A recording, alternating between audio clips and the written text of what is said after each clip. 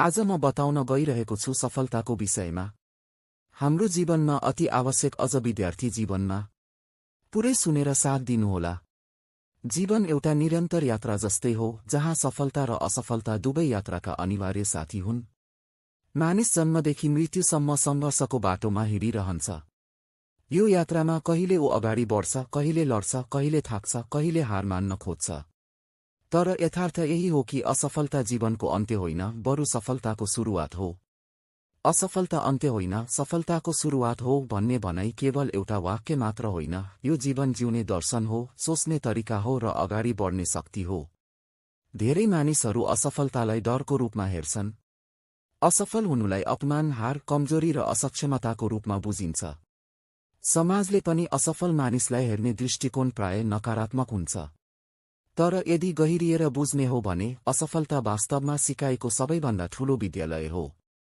असफलताले मानिसलाई आफ्नो कमजोरी चिनाउँछ, सुधार गर्ने अवसर दिन्छ, धैर्य सिकाउँछ र सङ्घर्ष गर्ने साहस दिन्छ। जब बच्चा हिँड्न सिक्छ, ऊ पटक पटक लड्छ। यदि त्यो बच्चाले पहिलो पटक लड्दा नै हिँड्न छोडेको भए ऊ कहिल्यै हिँड्न सक्दैनथ्यो। तर ऊ लड्छ, उठ्छ, फेरि प्रयास गर्छ, फेरि लड्छ, फेरि उठ्छ। यही प्रक्रिया नै सफलताको आधार हो। यसैले जीवनमा पनि असफलता स्वाभाविक प्रक्रिया हो। असफल नभई कोही पनि सफल बन्न सक्दैन। इतिहास हेर्ने हो भने संसारका हरेक महान व्यक्तित्व असफलताको यात्राबाट नै गुज्रिएका छन्। उनीहरूका जीवन कथा सङ्घर्ष, पीडा, अपमान, अस्वीकृति र निराशाले भरिएका छन्। तर उनीहरूले हार मानेनन्। उनीहरूले असफलतालाई अन्त्य ठानेनन्, बरु नयाँ सुरुवातको रूपमा लिए। यही सोचले उनीहरूलाई महान बनायो। असफलता मानिसको सोच, दृष्टिकोण र मानसिकताको परीक्षा हो। एउटै असफलतामा केही मानिस भाँचिन्छन्, निराश हुन्छन्, आत्मविश्वास गुमाउँछन् र जीवनप्रति निराशावादी बन्छन्। तर केही मानिस त्यही असफलताबाट प्रेरणा लिन्छन्, सिक्छन्, आत्मविश्लेषण गर्छन् र अझ बलियो भएर फर्किन्छन्। फरक परिस्थितिमा होइन, फरक सोचमा हुन्छ। असफलताले मानिसलाई विनम्र बनाउँछ। जब मानिस सधैँ सफल मात्र हुन्छ, ऊ घमण्डी बन्न सक्छ। तर असफलताले उसलाई जमिनमा उभ्याउँछ, यथार्थ बुझाउँछ र आत्मपरीक्षण गर्न बाध्य बनाउँछ। यसले मानिसलाई आफ्नो कमजोरी स्वीकार गर्न सिकाउँछ, अरूबाट सिक्न सिकाउँछ र सुधार गर्ने बाटो देखाउँछ। जीवनमा असफलता आउनुको कारण पनि फरक फरक हुन्छ। कहिलेकाहीँ मेहनत कम हुन्छ, कहिलेकाहीँ योजना गलत हुन्छ, कहिलेकाहीँ समय अनुकूल हुँदैन, कहिलेकाहीँ अवसर नपुग्दो हुन्छ, कहिलेकाहीँ निर्णय गलत हुन्छ। तर हरेक असफलता एउटा पाठ हो। यदि हामीले त्यो पाठ सिक्यौँ भने त्यो असफलता सफलताको आधार बन्नेछ। असफलता बिना सफलता अधुरो हुन्छ। जसले कहिल्यै असफलता देखेको छैन, उसले सफलताको मूल्य बुझ्न सक्दैन। सङ्घर्ष बिना आएको सफलता क्षणिक हुन्छ, टिकाउ हुँदैन। तर सङ्घर्ष, पीडा, आँसु र धैर्यबाट आएको सफलता स्थायी हुन्छ, गहिरो हुन्छ र अर्थपूर्ण हुन्छ। आजको युवा पुस्ता छिटो सफल हुन चाहन्छ। छिटो पैसा, छिटो नाम, छिटो पहिचान चाहन्छ। सामाजिक सञ्जालले यो सोचलाई अझ बलियो बनाएको छ। अरूको सफलता देखेर आफूलाई असफल ठान्ने प्रवृत्ति बढ्दै गएको छ। तर मानिसले बुझ्नुपर्छ, हरेक मानिसको यात्रा फरक हुन्छ। हरेक सफलताको पछाडि लामो सङ्घर्षको कथा हुन्छ, जुन देखिँदैन। असफलता मानिसलाई मानसिक रूपमा बलियो बनाउँछ। जब मानिस पटक पटक असफल हुन्छ, उसले पीडा सहन सिक्छ, धैर्य गर्न सिक्छ, भावनालाई नियन्त्रण गर्न सिक्छ र परिस्थितिसँग जुझ्न सिक्छ। यही मानसिक शक्ति नै भविष्यको सफलताको आधार हो। शिक्षा क्षेत्रमा पनि असफलता एउटा सामान्य कुरा हो। परीक्षामा फेल हुनु, अपेक्षित नतिजा नआउनु, लक्ष्य पूरा नहुनु, यी सबै असफलता हुन्।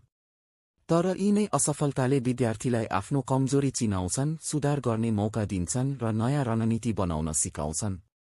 धेरै महान व्यक्तिहरू शैक्षिक रूपमा कमजोर भए पनि जीवनमा अत्यन्त सफल भएका छन्। व्यवसाय, राजनीति, खेलकुद, कला, विज्ञान, जुनसुकै क्षेत्रमा पनि असफलता अनिवार्य छ। असफलताबाट डराएर अगाडि नबढ्ने मानिस कहिल्यै सफल हुँदैन। जोखिम नलिने मानिसले नयाँ उपलब्धि हासिल गर्न सक्दैन। असफलतालाई सही तरिकाले लिन सक्नु नै जीवनको सबैभन्दा ठूलो कला हो।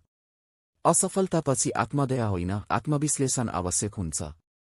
दोष अरूलाई होइन, सुधार आफैलाई आवश्यक हुन्छ। भाग्यलाई दोष दिनु होइन, प्रयासलाई बलियो बनाउनु आवश्यक हुन्छ। असफलता मानिसलाई यथार्थवादी बनाउँछ। ऊ सपना देख्न सिक्छ तर हावामा होइन, जमिनमा उभिएर सपना देख्न सिक्छ। ऊ योजना बनाउँछ तर व्यवहारिक योजना बनाउँछ। ऊ मेहनत गर्छ तर दिशासहित मेहनत गर्छ। यदि असफलतालाई सही रूपमा उपयोग गरियो भने त्यो सफलताको सबैभन्दा बलियो जग बन्छ। असफलताले मानिसलाई आत्मनिर्भर बनाउँछ, आत्मविश्वासी बनाउँछ र आत्मसम्मान सिकाउँछ।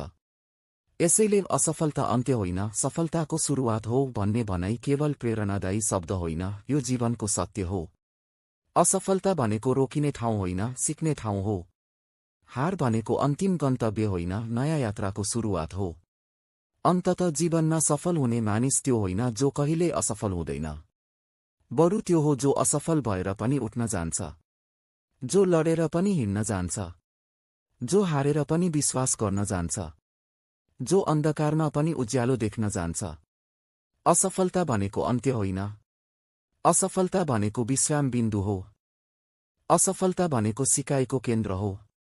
असफलता भनेको नयाँ सुरुवातको ढोका हो। यदि हामी असफलतालाई डर होइन, शिक्षक बनायौं भने, यदि हामी असफलतालाई अपमान होइन, अवसर बनायौं भने, यदि हामी असफलतालाई कमजोरी होइन, शक्ति बनायौं भने, त्यही असफलता नै एक दिन हाम्रो सबैभन्दा ठूलो सफलताको कथा बन्नेछ।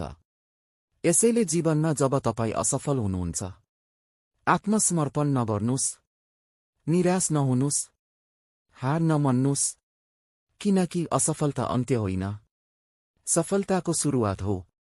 आजको एपिसोड मन परेमा सब्स्क्राइब गर्नुहोस्।